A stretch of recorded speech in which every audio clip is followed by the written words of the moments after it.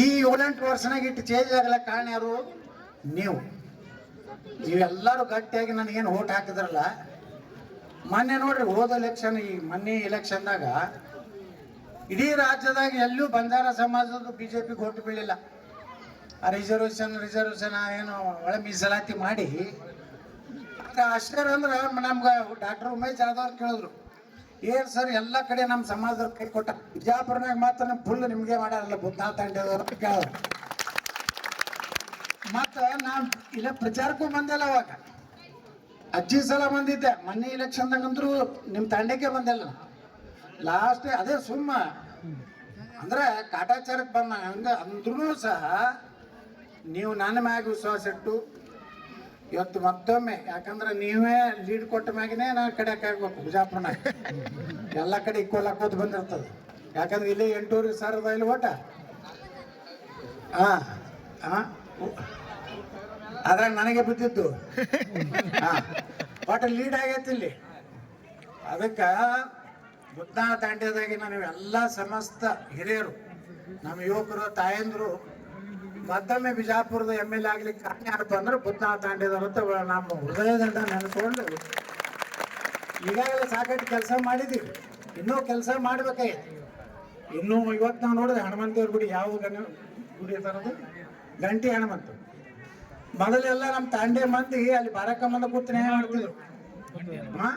ಬಾರಕಮ್ಮಂದಾಗಲ್ಲ ಅದಕ್ಕಿಂತ ಮೊದಲು ಸ್ಟೇಡಿಯಂದಾಗ ಅಲ್ಲಿ ಕೊಲ್ಲರ ಸಮಾಜದವ್ರು ಕೊಟ್ಟಿರ್ತಿದ್ರು. ಅಲ್ಲಿ ಸ್ವಲ್ಪ ತೊಂದರೆ ಆಗೈತಂದ್ರೆ ಈಗ ಎಲ್ಲಿ ಬಂದು ನ್ಯಾಯ ಮಾಡ್ತಾರೆ. ಇಲ್ಲಿ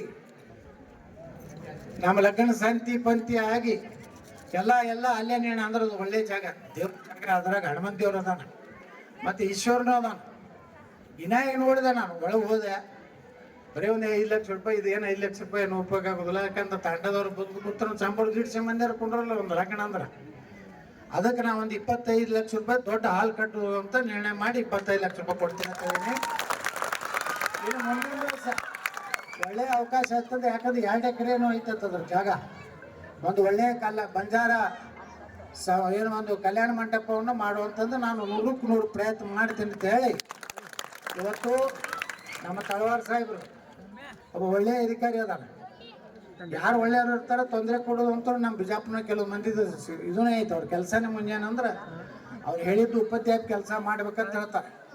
ನಾವಂತರೂ ತಳವಾರ ಸಾಹೇಬ್ರಿಗೆ ಯಾರಿಗೂ ಅವ್ರನ್ನ ವರ್ಗಾವಣೆ ಮಾಡೋದು, ಆಗಿ ಮೇಡಮ್ ನಾವು ಟ್ರಾನ್ಸ್ಫರ್ ಮಾಡೋದು ಒಂದು ದಿವಸ ಸಹಿತ ಅದಕ್ಕೂ ಹೇಳೋದಿಲ್ಲ. ನಾವು ಯಾವ್ದು ಟೀಚರ್ಗಳಿಗೆ ಅದು ಟ್ರಾನ್ಸ್ಫರ್ನ ಕೈ ಹಾಕೋದಿಲ್ಲ, ಯಾವ ಶಿಕ್ಷಕರಿಗೆ ತೊಂದರೆ ಕೊಡೋದಿಲ್ಲ. ನಮ್ಮ ಮನೆಗೆ ಬರ್ರಿ, ನಮ್ಮ ಮನೆ ಮುಂದೆ ಯಾವ ಇನ್ನಾತನು ಒಬ್ಬ ಟೀಚರ್ ಸಹಿತ ನಾವು ತೊಂದರೆ ಯಾರಿಗೆ ಕೊಟ್ಟಿವಿ ಟೀಚರ್ ಇಲ್ಲೇದ್ರಿ. ನಮ್ಮ ರಾಜಕಾರಣ ಬೇರೆ, ನಾವು ಯಾರಿಗೆ ಬೈಕೋತ ನಾವು ರಾಜಕಾರಣ ಮಾಡ್ಕೊಂಡು ಹೋಗ್ತೀವಿ.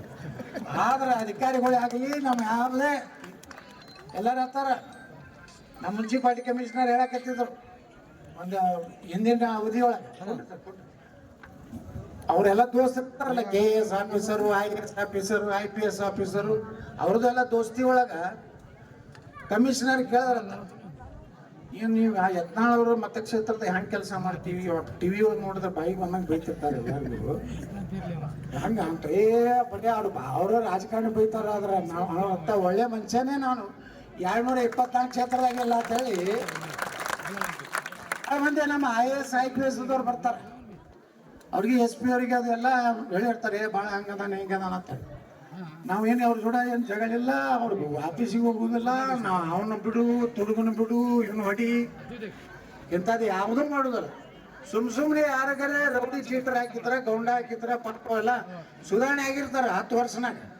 ಅಂಥವ್ರನ್ನ ಬಿಡು ಅಂತೇಳಿ ಒಂದು 4-5 ಮಂದಿ ತಂಡದವ್ರನ್ನ ಬಿಡಿಸಿ, ನಾವು ಬಿಡಿಸಿಲ್ಲ ಅನ್ನೋದಿಲ್ಲ. ಪಾಪ ಅವ್ರಿಗೆ SP ಅವ್ರಿಗೆ ಅದೆಲ್ಲ ಕನ್ವಿನ್ಸ್ ಆಗಿ ಅವ ಒಳ್ಳೆಯ ಸನ್ನಡತೆ ಆಗೈತೆ ಅಂತೇಳಿ ತಂಡದವರು ನಮ್ಮೆಲ್ಲ ಇರೋರು ಹೇಳದ ಮ್ಯಾಗ ಒಂದಿಟ್ಟು ಬಿಡಿಸಿನೆ. ಅವರು ನಾನು ಪಾರ್ಟಿ ಕೊಟ್ಟಾರ. ರಾತ್ರಿ ಇಲ್ಲೇ ಬಂದು ಎಲ್ಲಿ ಮಾಡಿ ಹೊಡೆದಿವಪ್ಪ ಪಾರ್ಟಿ. ಎಲ್ಲಿ ಅದ ನೋಡು. ಯಾರು ನೋಡ್ರಿ ಜೀವನದಾಗ ಎಲ್ಲರೂ ತಪ್ಪಂತರ ಮಾಡ್ತಾರೆ. ತಪ್ಪು ಮಾಡ್ಯಾರ ಅಂದ್ರೆ ಸುಧಾರಣೆ